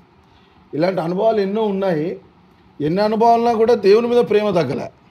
దేవునికి స్తోత్రం. ఫౌండేషన్ కట్టుకుంది కనుక ప్రేమ తగ్గలే. మా ఏరియాలో ఎవరు చేయని మీటింగులు నేను చేశాను. పెద్ద పెద్ద సంఘాలు ఉన్న వాళ్ళు కూడా 10,000 ఖర్చు పెట్టిన ఉన్నాయి, ₹1,00,000 ఖర్చు పెట్టిన మీటింగులు ఉన్నాయి. సో ఉప్పలు, పిర్జాదిగూడ, మేడిపల్లి ప్రాంతంలో, గట్కేశ్వరు, రామంతపూరు, సికింద్రాబాద్ ఏరియా అంతట్లో కూడా దేవుడు ఆ ప్రాంతంలో వాడుకుంటున్నాడు. అది మట్టుకే కాదు కానీ ఆ ప్రాంతంలో పరిచర్య ప్రారంభించి దాదాపు 5-6 సంవత్సరాలు అవుతుంది ఆ ఏరియాలో ఉండబట్టి. అందరి సేవకులతోని సమాధానంగా ఉంటాము. ఎవరికైనా ఆపదొచ్చినా వెళుతాము, నాకు ఆపదొచ్చిన వాళ్ళు వస్తారు. అంటే ఇవన్నీ ఎందుకు చెప్తున్నానంటే దేవుని కోసం బ్రతకడానికి తీర్మానం తీసుకున్నాం కనుక నాకు ఉన్నా లేకున్నా ఆ ప్రాంతంలో ఎన్నో యానివర్సరీలు పెట్టాం. ఒక సంగీత కచేరీ కూడా పెట్టాం. అంటే ఎందుకు ఇది చెప్తున్నానంటే అన్ని విధాల అన్ని రంగాలలో అభివృద్ధి పొందినటువంటి దైవజనులు కూడా భయపడుతున్నారు దేవుని కోసం ఏమైనా చేయాలంటే. డబ్బు పరంగా కానీ ఉంటాయి కొన్ని, వాళ్ళకు ఉండేటువంటి పద్ధతులు వాళ్ళకు ఉంటాయి. నాకైతే అలాంటిది ఏమీ లేదు. ప్రభు కొరకు ఏదో ఒకటి చేయాలా, ఏదో ఒకటి చేయాలి, దేవుని నిలబడాలి, ఇదే కోరిక. ఈ కోరికను దేవుడు మెల్లమెల్లగా ఒక పెద్ద సంస్థను తయారు చేశాడు. దేవుడు ఒక 14 మంది యవనస్తులను దేవుడు నాకు అప్పగించాడు వర్షిప్ చేయడం కోసం. ఒక 10 మంది దైవజనులను నా చేతికి అప్పగించాడు. దేవుని మహాకృపను బట్టి వారికి కొంత ఆర్థిక సహాయం నెలకు వేరే ఒక బ్రదర్ ద్వారా, నేను ఇవ్వలేని పరిస్థితి, నాకు అంత లేదు, నా పరిస్థితులు బాగుండే కనుక ఒక పాస్టర్ గారిని వారి ప్రాంతంలో తీసుకుపోతే ఆయన ప్రేరేపించబడి ఇప్పుడు 2 సంవత్సరాల నుంచి అమౌంట్ పంపిస్తున్నాడు. ఆయన మన మినిస్ట్రీ ద్వారా వాళ్ళకి అందబడుతుంది. నా పరిస్థితులు, నా యొక్క ఆర్థిక పరిస్థితులు, నా పరిచయ పరిస్థితులు మా ఏరియాలో ఉన్నటువంటి పాస్టర్లు అందరూ కూడా గమనించి గుర్తెరిగి పాస్టర్ గారు ఎంతో కష్టపడుతున్నారని చెప్పేసి వాళ్ళ ఫెలోషిప్లలో చేర్చుకొని మా ఏరియాలో ఉన్నటువంటి పిర్జాదిగూడ అనేటువంటి ప్రాంతంలో Peerzadiguda pastors evangelist welfare association అటువంటి ఒక కమిటీ, ఒక అసోసియేషన్ ఏదైతే ఉందో, అందరికంటే నాకంటే గొప్ప వాళ్ళు ఉన్నా కానీ నన్ను ఇప్పుడు ఆ యొక్క అసోసియేషన్కు నన్ను ప్రెసిడెంట్గా చేసి ముందుకు తీసుకెళ్తా ఉన్నా. సో అక్కడ పరిచర్య చేస్తున్నటువంటి క్రమంలో సేవకులందరినీ మన యానివర్సరీకి పిలిపించడం, వాళ్ళకు బట్టలు పంచడం, ఇట్లా కొన్ని కార్యాలు చేస్తున్నప్పుడు అక్కడ సేవకులందరూ నన్ను గుర్తించి ఏ మనుషుతో సంబంధం లేకుండా ఏకగ్రీవంగా నన్ను ఒక ప్రెసిడెంట్గా ఎన్నుకున్నారు. ఇప్పుడు ప్రజెంటు పిర్జాదిగూడ ప్రాంతంలో ఉన్నటువంటి పాస్టర్స్ ఫెలోషిప్ ఒకటే ఉంది. ఆ ఒక్క ఫెలోషిప్కు నేను ఇప్పుడు ప్రెసిడెంట్గా ఉన్నాను. సేవకులందరూ ప్రేమతో నన్ను ఏకగ్రీవంగా ఎన్నుకొని ముందుకు తీసుకెళ్తున్నారు. ఈ విధంగా 2004 నుంచి 2025 వరకు, ఈ రోజు వరకు కూడా నేను ఏ రోజు కూడా దేవుని వదిలిపెట్టలేదు. కష్టాలు వచ్చాయి, బాధలు వచ్చాయి, ఇబ్బందులు వచ్చాయి. పిల్లలకు కనీసం ఒక మెడిసిన్ కూడా తీసుకురానటువంటి పరిస్థితులు ఎదుర్కొన్నాను. అనేకమైన అంశాలు ఉన్నాయి, కానీ దేవుడు మాత్రం నన్ను వదిలిపెట్టలేదు. తన పరిచర్యలో వాడుకుంటున్నాడు. గొప్పగా చెప్తాను అనకపోతే ఈరోజు నెలకు ఒక 15 మీటింగులలో దేవుడు నన్ను వాడుకుంటున్నాడు, బయటికి తిప్పుకుంటున్నాడు. దేవుని కృపనే. నా గొప్పతనం కాదు, నా మంచితనం కానీ, నాకున్న జ్ఞానం కాదు, కానీ దేవుడే వాడుకుంటున్నాడు. సాక్ష్యం ద్వారా, వాక్యం ద్వారా, పాటల ద్వారా దేవుడు నన్ను వాడుకొని ముందుకు తీసుకెళ్తున్నాడు. అది మట్టుకే కాదు కానీ న్యూ ఇండియా చర్చ్ ఆఫ్ గాడ్లో నేను దేవుని తెలుసుకోవడము, వెళ్ళడము, జరగడము, ఈరోజు నిలబడ్డాను కనుక జగదీష్ పాస్టర్ గారి దగ్గర ఉన్నటువంటి ఒక గొప్ప మంచి మనసు ఏంటంటే వారు చెప్పేవారు, కృతజ్ఞత కలిగి జీవించండి అని ఒక మాట ఎప్పుడు పలికేవారు. మాకు అది సాక్ష్యం చెప్పించేవారు. లేకుంటే ఈ విషయాలన్నీ అప్పుడు ట్రైనింగ్లో మేము ప్రాక్టికల్గా వెళ్ళినప్పుడు వారు చెప్పేవారు, ఏదేమైనా కృతజ్ఞత అనేది చాలా ప్రాముఖ్యం అని చెప్పేవారు వాళ్ళు. అది నాకు గుర్తుకొచ్చినప్పుడు నేను ఆలోచించి కూడా నేను ఆ న్యూ ఇండియాలో నేను ట్రైనింగ్ చేశాను కనుక ఆ కృతజ్ఞత భావంతో నేను బ్లెస్సెడ్ చర్చ్ ఆఫ్ గాడ్ అని పెట్టుకున్నాను. వారితో అనుసంధానం కలిగి ఉంటున్నాను. పాస్టర్ అందులో మినిస్ట్రీలో ఉన్నటువంటి సేవకులందరితో సంబంధం కలిగి ఉన్నాను. అది అయిపోయిన తర్వాత వరంగల్కు వెళ్ళి నిలబడి ఈరోజు ఒక స్ట్రాంగ్ పిల్లర్గా నిలబడి పరిచయం చేయడానికి కారణమైనటువంటి దైవజనులు పాస్టర్ జగదీష్ కుమార్ గారిని కూడా 2018లో మా చర్చ్ యానివర్సరీకి వారిని పిలిచాము. వారు వచ్చి చక్కటి వాక్యాన్ని కూడా అందించారు. దేవుడు నాకు చేసినటువంటి ఆ కార్యం ఏదైతే ఉందో నేను కృతజ్ఞత కలిగి ఉండాలనే ఉద్దేశంతో నేను చేస్తున్న పరిచర్య వారికి తెలవాలని పిలిపించాను. ఆ రోజు వారు కూడా చూశారు. ఆ రోజు అదేవిధంగా పరిచర్యలో పురుగొల్పబడ్డ దైవజనులు పిలుచుకున్నాను. మరలా ఈరోజు పాటలు పాడడానికి ప్రధానమైనటువంటి ఒక వ్యక్తి, ఒక దైవజనులు, అభిషక్తులు ఉన్నారు. నేను ట్రైనింగ్కి వెళ్ళలేదు, సంగీతం నేర్చుకోలేదు, కానీ ఊరికే వాళ్ళ పాటలు పాడుతూ ఒక సింగర్గా మారిపోయాను. అయితే ఆయగారిని కూడా పిలుచుకోవాలని చెప్పేసి దైవజనులు ప్రవక్త, ఈ తరం ప్రవక్త అయినటువంటి దైవజనులు అద్దంకి రంజిత్ ఓపిరాయ్ గారి కూడా పిలిపించుకోవాలని ఎన్నో రోజుల నుంచి ఆశపడి 2 సంవత్సరాలు ప్రయాసపడ్డాను వారిని పిలవడానికి. దైవజనులు అబ్బుల్ గారితో కాంటాక్ట్ అయ్యి, అన్న మీరు ఏమన్నా చేయండి, అయ్యగారు ఖచ్చితంగా మా ప్రాంతంలో అడుగు పెట్టాలి, ఈ యానివర్సరీ ఖచ్చితంగా ఉండాలని చెప్పేసి దైవజనులు ఈ నెల 12వ తారీఖున 12వ తారీఖు మే 2025వ తారీఖు ఉదయం 10 గంటలకు దైవజనులు అద్దంకి రంజిత్ ఓబిరాయ్ గారు మా ప్రాంతానికి వచ్చి, మా స్థలానికి వచ్చి, మా సంఘంలో వారు వాక్యం చెప్పారు. గొప్ప విషయం ఏంటంటే చిరకాల కోరిక ఒకటి ఉండేది, వారి ముంగట పాటలు పాడాలని. ఎక్కడైనా పాడతాము, ఎన్ని పాటలైనా పాడతాం, కానీ ఆయన దగ్గర పాడాలంటే బహు కష్టం. ఒకరోజు వారి సంఘంలోనే టైం ఇచ్చారు పాట పాడంటే, అక్కడి దాకా ఎగురుకుంటూ పోయినా ఆడిపోయినాక భయం వేసింది, వామ్మో ఈయన అక్కడ పాడకుంటుంటే బెస్ట్ అని చెప్పి వేరే పాట పాడాను. దేవుని మహాకృపను బట్టి వారిని ఎదురుగా కూర్చోబెట్టుకొని 3 పాటలు వారి పాటలు పాడాను. యూట్యూబ్లో కూడా మరి ఒక తరి నేను గాయపరిచితును అనే పాట వారిలాగానే పాడడానికి ప్రయత్నం చేశాను. ఒక 10% పాడాను. వారిని మా దగ్గరికి పిలుచుకున్నాను. నా జీవితం ధన్యమైపోయింది. అదేవిధంగా దేవుని మహాకృపను బట్టి ఆయన రక్షించుకున్నాడు కనుక, ఆయన నన్ను బ్లెస్ చేశాడు కనుక, ఆరోగ్యాన్ని ఇచ్చాడు కనుక, మరి దేవుడు నా జీవితంలో చేసినటువంటి ఆ అద్భుతాన్ని బట్టి మరి నేను కూడా దేవుని కొరకు ఏదో ఒకటి చేయాలి, దేవుని కోసం నిలబడాలి. దేవుని కోసం డబ్బైనా కావచ్చు, జ్ఞానమైనా కావచ్చు, ఏదైనా కానీ దేవుని కొరకు ఖర్చు పెట్టాలని, దేవుని కొరకు ప్రయాసపడాలని ఎంతో ఆశతోని తీర్మానాలు తీసుకున్నాను. ఎందుకు ఈ మాట అంటున్నానంటే 2003లో ట్రైనింగ్ అయిపోయిన తర్వాత గ్రాడ్యుయేషన్ ఇచ్చిన తర్వాత మా ఊరికి పంపించారు. నేను మా ఊరి నుంచి కరీంనగర్కి వచ్చినప్పుడు ఒక పేషెంట్ లాగా ఉండేవాడిని. చినిపోయిన బట్టలు వేసుకొని, చిప్పురు జుట్టు వేసుకొని, ఒక రకంగా చెప్పాలంటే ఒక అస్థిపంజరం లాగా వెళ్ళాను బైబిల్ ట్రైనింగ్కు. నేను ట్రైనింగ్ అయిపోయిన తర్వాత చాలా ఆరోగ్యంగా అయిపోయి మంచి మంచి డ్రెస్ వేసుకొని, ఇన్షర్ట్ వేసుకొని, షూ వేసుకొని మా ఊరికి వెళితే మా కన్న తండ్రి నన్ను గుర్తుపట్టలేకపోయాడు. దేవుడు అంత గొప్ప కార్యం చేసినప్పుడు మరి నేను దేవుని కొరకు ఏం చేయాలా? ఖచ్చితంగా నేను చచ్చిపోయేంత వరకు ఆయన కొరకు అనేకమైన కార్యాలు చేయాలి. అసలు దీని విషయంలో నేను ఎక్కడ కూడా కాంప్రమైజ్ అవ్వను ప్రభు అని చెప్పేసి నేను దేవుని కొరకు ఎన్నో కార్యాలు చేయడానికి పూనుకున్నాను. దాంట్లో ప్రధానంగా నాకు వాయిస్ ఇస్తే నీ కొరకు నేను పాటలు పాడతా ప్రభు అని నేను అనుకున్నప్పుడే దేవుడు నన్ను స్వస్థపరిచాడు కనుక నేను చాలా పాటలు రాశాను. ఒక 150 పాటల వరకు రాశాను, ట్యూన్ చేశాను. ఇప్పుడు అవి రెడీగా ఉన్నాయి. కానీ కొన్ని పాటలు ఒక 15 పాటల వరకు రిలీజ్ చేశాము. కేవై రత్నం అనేటువంటి ఒక మంచి మ్యూజిక్ డైరెక్టర్ దగ్గర స్టూడియోలో రికార్డ్ చేశాం.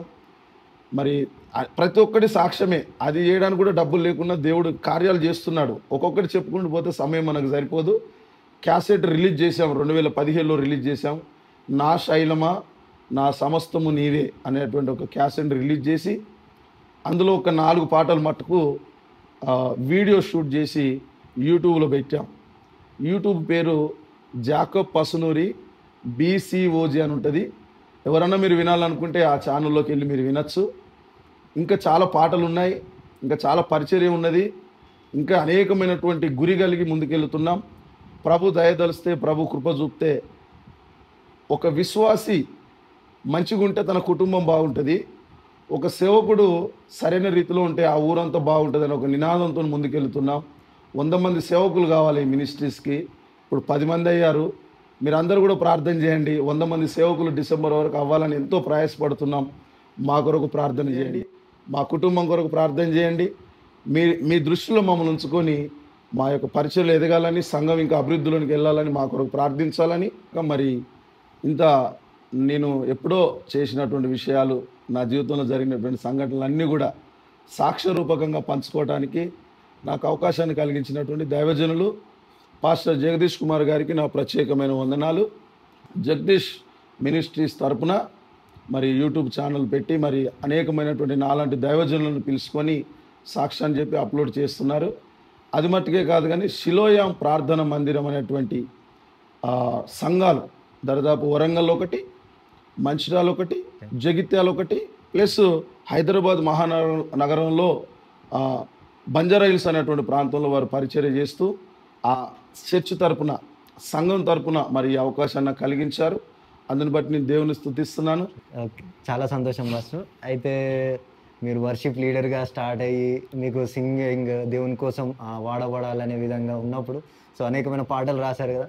సో సిలోయం ప్రార్థన మందిరం ఈ జగదీష్ మినిస్ట్రీస్ యూట్యూబ్ ఛానల్ తరపున ఒక రిక్వెస్ట్, ఒక పల్లవి, ఒక చరణం మా అందరి వీక్షకుల కోసం పాడతారని కోరుకుంటున్నాను.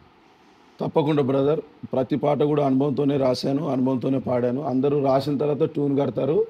నేను బైక్ మీద పోతుండే ఒక బాధ కలిగితే ఏడ్చుకుంటూ ఒక పాట రాసుకుంటూ ఉంటాను. అదొక పాట, ఒక చాలా కష్టాలు ఉన్నప్పుడు పాడినటువంటి పాట అది. ఒకసారి మీరు వినండి, చిత్తగించండి. నీవుంటే నాకు చాలయ్యా యేసయ్యా, నీ కృపయే నాకు చాలయ్యా యేసయ్యా, నీవుంటే నాకు చాలయ్యా యేసయ్యా, నీ కృపయే నాకు చాలయ్యా యేసయ్యా. వేదనలో శోధనలో ఇరుకులలో ఇబ్బందులలో నీవుంటే చాలయ్యా యేసయ్యా, అంతా నాకు విజయమే యేసయ్యా, నీవుంటే చాలయ్యా యేసయ్యా, అంతా నాకు విజయమే యేసయ్యా. లోకములో ఎన్నికలేని వాడనయ్యా, సిరి సంపదలు లేని వాడనయ్యా, లోకములో ఎన్నికలేని వాడనయ్యా, సిరి సంపదలు లేని వాడనయ్యా. పేరు పెట్టి పిలిచావయ్యా ప్రేమామయా, పేరు పెట్టి పిలిచావయ్యా ప్రేమామయా, నన్నెన్నుకున్నావయ్యా నీతి సూర్యుడా, నన్నెన్నుకున్నావయ్యా నీతి సూర్యుడా. నీవుంటే చాలయ్యా, నీ తోడుంటే చాలయ్యా, నీవుంటే చాలయ్యా, నీ తోడుంటే చాలయ్యా, నీవుంటే నాకు చాలయ్యా యేసయ్యా, నీ కృపయే నాకు చాలయ్యా యేసయ్యా. Praise the lord. దేవునికి మహిమ కలుగును గాక. హల్లెలూయా. మరోసారి సమయించినటువంటి దైవజనులకు ప్రత్యేకమైన వందనాలు తెలియజేస్తూ ముగిస్తున్నాను. Thank you. చాలా thank you so much pastor. నిజంగా మీరు గడిచిన 3 రోజులు పరిచర్య పాల్గొని బలంగా వాడబడి మరి మాకు సమయం ఇచ్చి మీ గొంతు మీకు కొంచెం సహకరించినప్పటికీ మీరు మా కోసం నిజంగా దేవుని మహిమపరిచే విధంగా మీ యొక్క సాక్ష్యం విన్నప్పుడు ఎంతో ఇన్స్పిరేషన్.